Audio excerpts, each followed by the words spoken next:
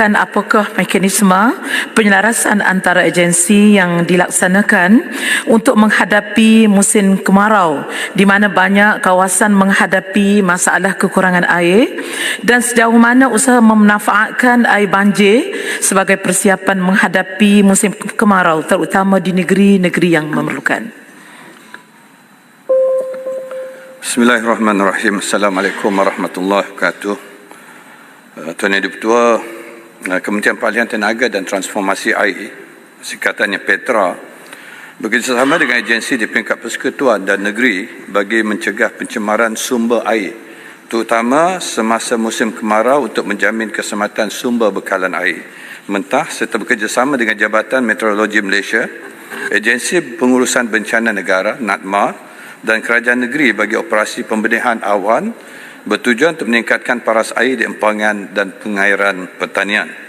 SPAN akan turut menyelaras bantuan antara operator air negeri semasa menghadapi krisis bekalan air akibat bencana alam atau faktor luar jangka dalam memberi bantuan teknikal dan misi bantuan yang berkaitan ke negeri-negeri jiran selaras dengan memorandum persefahaman ataupun MOU yang telah dimeterai bersama. Antara tanggungjawab operator air dalam menghadapi krisis bekalan air adalah merangkumi penyediaan tenaga kerja, jentera, lori tangki, khidmat nasihat dan kepakaran teknikal.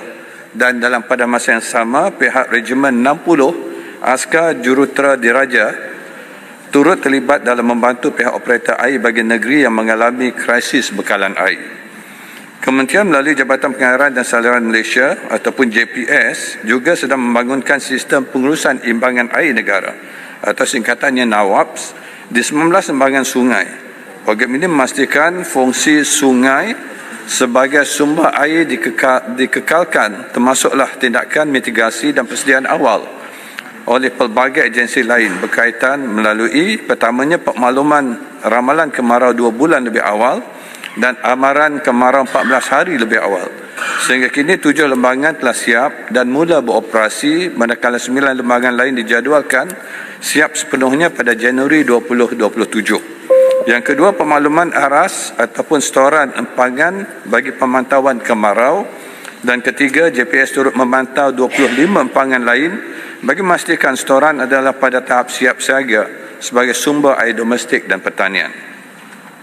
Usaha untuk memanfaatkan air banjir ataupun lebihan air hujan hanya boleh dilaksanakan dengan menggunakan kaedah penyelesaian secara struktur seperti pembinaan empangan, struktur pembendungan air atau kolam tangkungan seperti Hybrid of River Augmentation dengan ringkasnya ataupun HORAS yang sedang dilaksanakan di Sungai Kelang dan Sungai Melaka.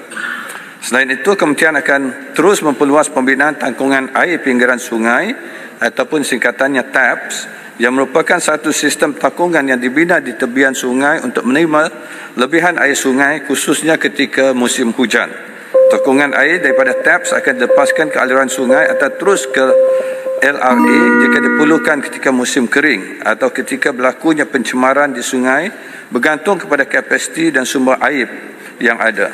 Pada masa yang sama, TAPS juga bertindak sebagai kawalan banjir ketika musim tengkujuh untuk menakung lebihan aliran air banjir.